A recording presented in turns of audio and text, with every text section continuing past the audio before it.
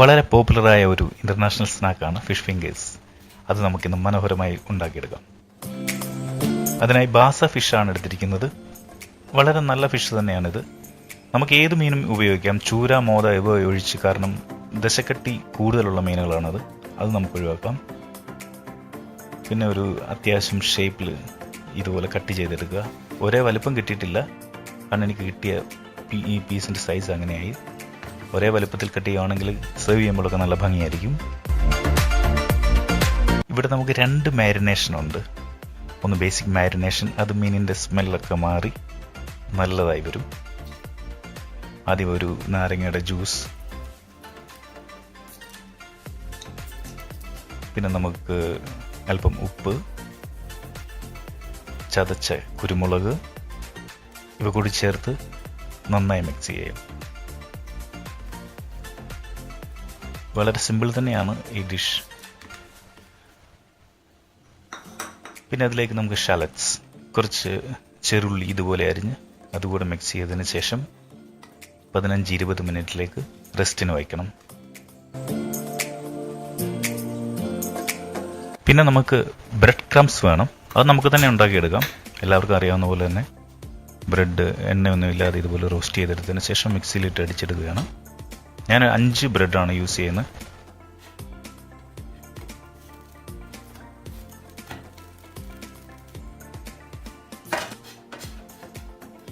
അത് ജസ്റ്റ് ഒന്ന് കട്ട് ചെയ്തതിന് ശേഷം മിക്സിയിലിട്ട് നമുക്ക് നന്നായി പൊടിച്ചെടുക്കണം.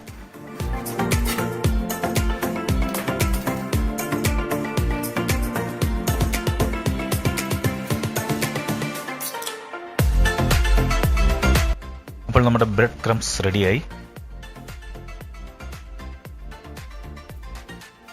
ഇനി നമുക്ക് സെക്കൻഡ് മാരിനേഷൻ, മെയിൻ മാരിനേഷൻ. അതിലേക്ക് നമുക്ക് ഇഞ്ചി വെളുത്തുള്ളി പേസ്റ്റ്, മൈദ, കോൺഫ്ലവർ, ഉപ്പ്, അല്പം കുരുമുളക് പൊടി, പിന്നെ ഒരു മുട്ട, അല്പം കുക്കിംഗ് ഓയിൽ 1 ടീസ്പൂണോളം ഇവ ചേർത്ത് നന്നായി ഇളക്കിയെടുക്കുക. നന്നായി മിക്സ് ചെയ്തെടുക്കുക. ഒരു പേസ്റ്റ് പോലെയാകും ഇത്.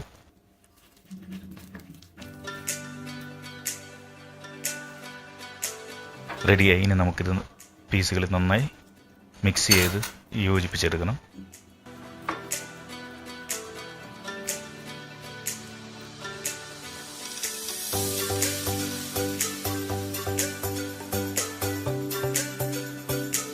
അത് നമുക്കൊരു 15-20 മിനിറ്റിലേക്ക് റെസ്റ്റിന് വെക്കാം. ഇനി നമുക്ക് ടാർട്ടർ സോസ് ഉണ്ടാക്കണം. അത് ഈസിയാണ്. മയണീസ് ഒരു 2-3 ടേബിൾ സ്പൂൺ, പിന്നെ അതിലേക്ക് ഇംഗ്ലീഷ് മസ്റ്റർഡ് 1 ടീസ്പൂൺ, പിന്നെ ഒരു അല്ലി ഗാർലിക്, അത് ചെറുതായി അരിഞ്ഞത്, അല്പം ഉപ്പ്, അല്പം കുരുമുളക് പൊടി, പിന്നെ ഒരു പകുതി നാരങ്ങയുടെ ജ്യൂസ്. അതിനുശേഷം നമുക്കിത് നന്നായിട്ടൊന്ന് മിക്സ് ചെയ്തെടുക്കണം.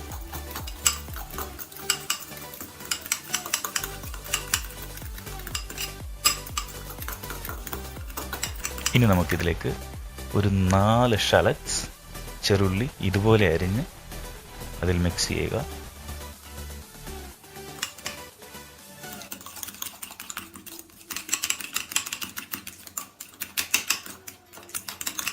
അപ്പോൾ നമ്മുടെ ടാർട്ടർ സോസും റെഡിയായി.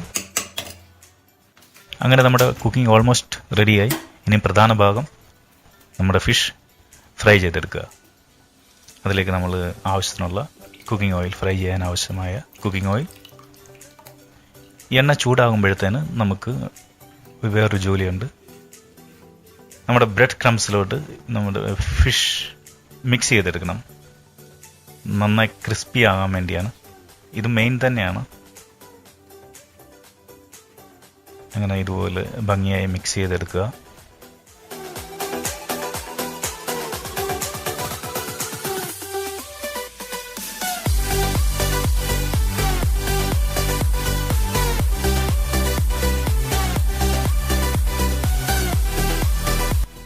എണ്ണ എപ്പോഴും മീഡിയം ഫ്ലെയിമിൽ ചൂടാക്കാൻ പാടുള്ളൂ. ഇതുപോലൊരു ടൂത്ത് പിക്ക് കുത്തി നോക്കി നമുക്കറിയാൻ പറ്റും അത് കറക്റ്റ് ആണെന്ന്.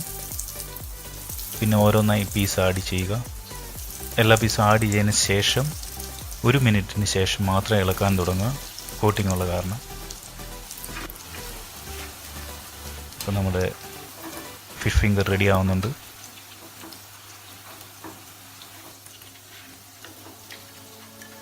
ഓക്കെ, അപ്പം നമ്മുടെ മനോഹരമായ ഫിഷ് ഫിംഗേഴ്സ് നല്ല കളറും നല്ല ക്രിസ്പിയും ആയിട്ടുണ്ട്. നമുക്ക് കാണാം. ഞാനിത് 2 സെക്ഷനായിട്ടാണ് വറക്കുന്നത്.